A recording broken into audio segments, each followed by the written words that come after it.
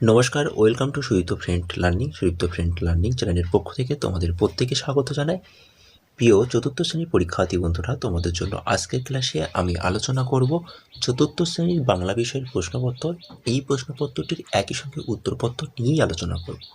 তো বন্ধুরা, চতুর্থ শ্রেণীর প্রথম পর্যায়ক্রমিক মূল্যায়ন 2026 বা ফার্স্ট ইউনিট টেস্টের এই প্রশ্নপত্রটির উত্তর সহ আজকের ক্লাসে আমি সম্পূর্ণ এবং বিস্তারিতভাবে আলোচনা করব। সুতরাং ক্লাসটি মনোযোগ দিয়ে প্রথম থেকে শেষ পর্যন্ত ভালোভাবে দেখবে এবং একই সঙ্গে চ্যানেলে নতুন হলে অবশ্যই চ্যানেলটিকে সাবস্ক্রাইব করে নেবেন। তাহলে চলো আজকের ক্লাসটি শুরু করা যাক। তোমরা জানো, প্রথম পর্যায়ক্রমিক মূল্যায়ন তোমাদের পূর্ণমান থাকছে 20 নাম্বার, যেখানে সময় তোমরা পাবে 40 মিনিট থেকে 60 মিনিট। ওকে। নাম্বার 1, শূন্যস্থান পূরণ করো। 1 গুণ 3 সমান 3। নাম্বার ক, মাটির কাছে ড্যাশ পেলাম আমি শিক্ষা। মাটির কাছে সহিষ্ণুতা পেলাম আমি শিক্ষা। নাম্বার খ, বনভোজন কবিতায় গিন্নি হলেন ড্যাশ। বনভোজন কবিতায় গিন্নি হলেন নুরু। নাম্বার গ, তত্ত্বচানের গাছটি ছিল ড্যাশ ধারে। তত্ত্বচানের গাছটি ছিল বেড়ার ধারে। নাম্বার 2, সাজিয়ে লেখো। 1 গুণ 2 সমান 2। প্রথম প্রশ্নের উত্তরটি হবে ভয়ানক। দ্বিতীয় প্রশ্নটির উত্তর হবে টেলিভিশন। নাম্বার 3, অর্থ লেখো। 1 গুণ 3 সমান 3।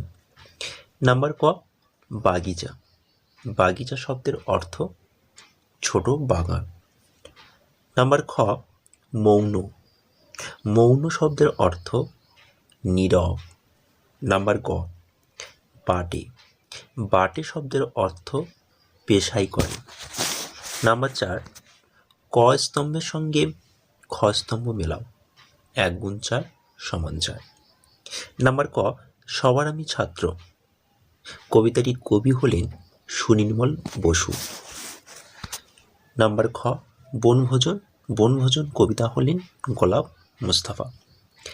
নাম্বার গ, নরহরিদাস। নরহরিদাস গল্পটি লেখক হচ্ছেন উপেন্দ্র কিশোর রায়চৌধুরী। মালগাড়ি কবিতাটির লেখক হচ্ছে প্রেমেন্দ্র মিত্র। চলো পরের পেজে। নাম্বার 5, সমার্থক শব্দ লেখো একটি করে। 1 গুণ 3 সমান 3। প্রথম প্রশ্ন, চাঁদ। চাঁদের সমার্থক শব্দ চন্দ্র। সূর্য সমার্থক শব্দ তপন। পাষাণ সমার্থক শব্দ পাথর। নাম্বার 6, পূর্ণ বাক্যে উত্তর দাও একটি করে। 1 গুণ 2 সমান 2। নাম্বার ক, ইয়াসুয়াকি চানের পায়ে কি অসুবিধা ছিল? ইয়াসুয়াকি চানের পোলিওর জন্য পায়ের অসুবিধা ছিল। নাম্বার খ, নদীর কাছ থেকে কি শিক্ষা পাওয়া যায়? জীবনে নিজের বা আপন বেগে চলার শিক্ষা নদীর কাছ থেকে পাওয়া যায়। নাম্বার 7, সরস্বতী পুজো সম্পর্কে 6টি বা 8টি বাক্য লেখো। প্রথম বাক্য, সরস্বতী পুজো হিন্দুদের একটি গুরুত্বপূর্ণ ধর্মীয় উৎসব। নাম্বার 2, এই পুজো বিদ্যার দেবী সরস্বতী আরাধনার জন্য করা হয়। নাম্বার 3, প্রতি বছর মাঘ মাসের শুক্ল পঞ্চমী তিথিতে সরস্বতী পুজো অনুষ্ঠিত হয়। নাম্বার 4, স্কুল, কলেজ ও বাড়িতে বিশেষভাবে এই পুজো পালিত হয়। নাম্বার 5, ছাত্রছাত্রীরা বই, খাতা ও কলম দেবীর সামনে রেখে আশীর্বাদ চান। নাম্বার 6, এদিন সবাই হলুদ বাসন্তী রঙের পোশাক পরে। নাম্বার 7, ভক্তরা ফুল, ফল ও প্রসাদ দিয়ে দেবীর পূজা করেন। নাম্বার 8, এই উৎসব আনন্দ ও ভক্তিভরে উদযাপন করা হয়।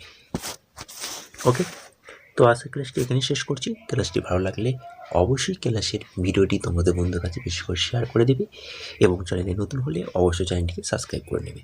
থ্যাংক ইউ, ধন্যবাদ।